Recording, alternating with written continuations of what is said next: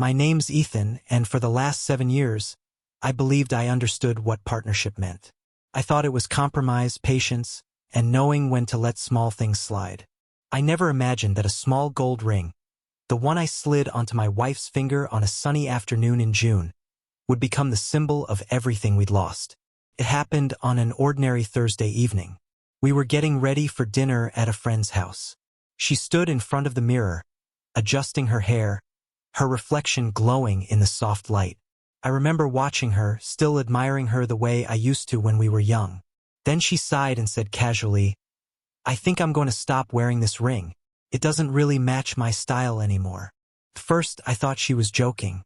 "Your style?" I repeated, half laughing. She shrugged, slipping the band off her finger like it was nothing. "Yeah, I mean, it's kind of plain. Everyone's wearing something sleeker these days."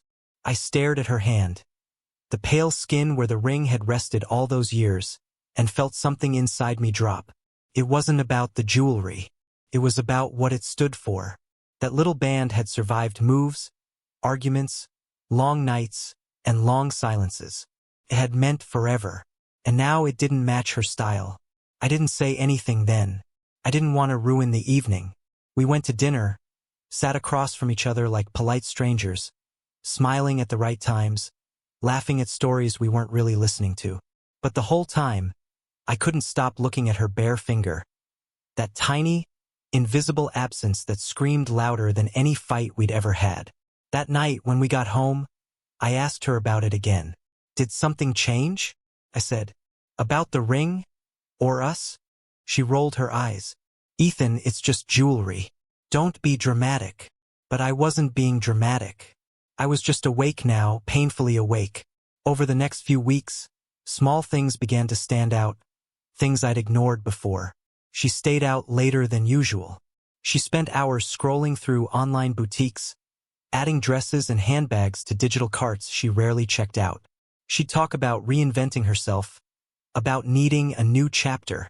Once, when I asked if she wanted to go away for a weekend like we used to, she said, "That sounds exhausting. We used to find peace in each other. Now we just found excuses." I started to notice her phone habits too, the quick screen flips, the silent mode, the sudden walks to the porch when messages came through. I wasn't the jealous type, but my gut had started whispering things I didn't want to hear. Still, I didn't confront her. Not yet. I just kept thinking about that ring. The one sitting somewhere in her drawer, probably tangled with earrings and old receipts. It was strange how something could be so close and yet feel like a relic from another life. One evening, I decided to cook dinner. Nothing fancy, just spaghetti, her favorite. When she came home, she looked surprised to see the table set. "This looks nice," she said flatly, hanging her bag. "I thought we could just talk," I told her. She hesitated, then sat down. We ate in silence for a few minutes before I asked, "Do you ever think about when we first got married?" She gave a little laugh. "Of course I do. We were kids, Ethan. We didn't know what we wanted." Her words stung more than I expected. "And now?" I asked quietly. "Now I do," she said, leaning back in her chair. "I want something that feels alive again. I'm tired of pretending." The honesty in her voice didn't sound cruel. It sounded final. I nodded slowly, trying to keep my voice steady. "So, the ring didn't match your style anymore," I said. "Maybe neither does this marriage." She blinked at me, caught off guard. For once, she didn't have a comeback. The rest of the night was quiet. She went to bed early, leaving me alone with 2 empty plates and a silence that had been building for years.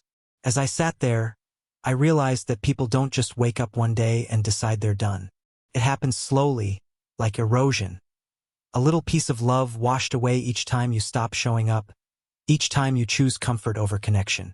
And sometimes, by the time you notice, there's nothing left to save. The next morning, she was gone before I woke up. Not gone for good, just out early, as she put it in the note she left on the counter. "Went to meet with a friend.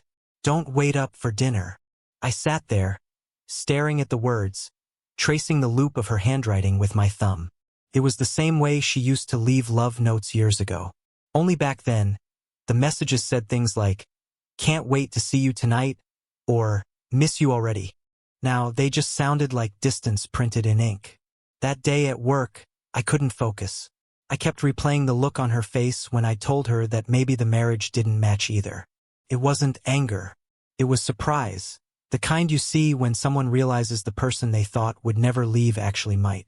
When I got home, she still wasn't there. Her things were. Her shoes by the door, her coat draped across the chair, but something felt off. A strange emptiness hung in the air, like the space after a song ends but before the silence settles. I didn't go through her phone. I didn't check her emails. I didn't need to. Whatever truth was out there, it wouldn't change the one I already knew. We weren't us anymore. A week passed like that, her staying out later, me saying less. The house felt like a museum of everything we used to be. 2 coffee mugs in the sink.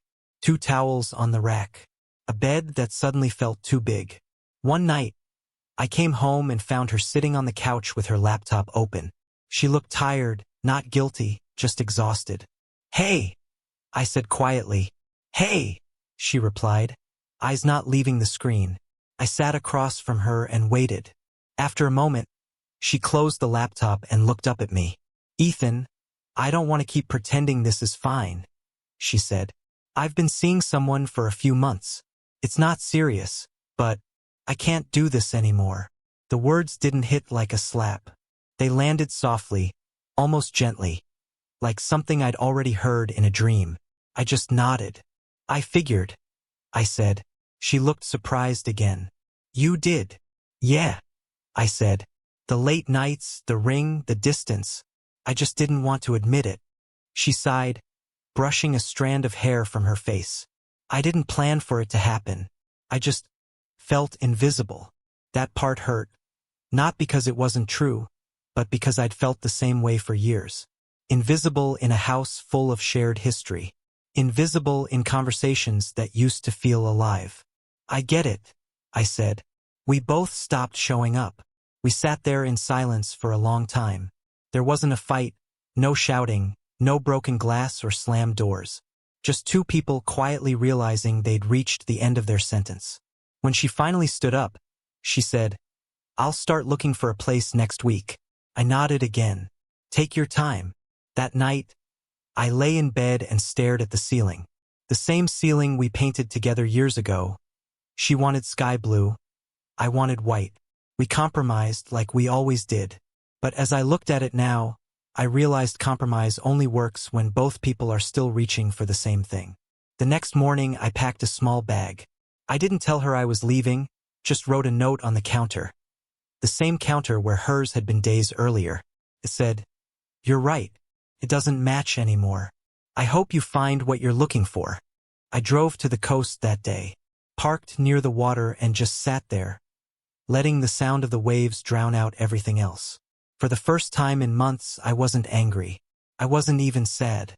I was empty in the best way, like something had finally been released. It took me a long time to realize that love doesn't always end with betrayal. Sometimes it ends quietly, when 2 people stop recognizing the reflection they see in each other. And sometimes, taking off the ring isn't rebellion. It's revelation. A few weeks later, she texted me. "I didn't expect you to leave first." I typed back, "Neither did I." Then I set the phone down and walked to the edge of the shore. The wind was cold, but it felt honest. For the first time in a long while, so did I.